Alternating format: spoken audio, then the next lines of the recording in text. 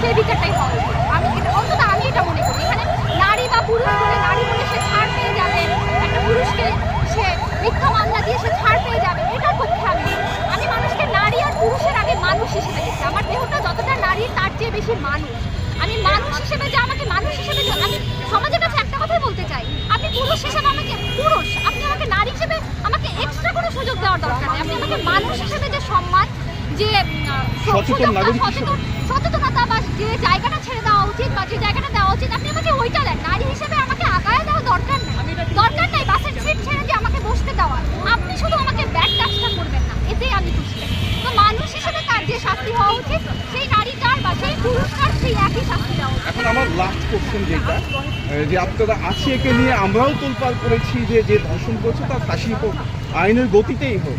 তো এখন যদি একজন পুরুষ হয়রান করে থাকে, যদি পুরুষ আসে, সেক্ষেত্রে কি আপনারা মানববন্ধন মানবেন? অবশ্যই। আমার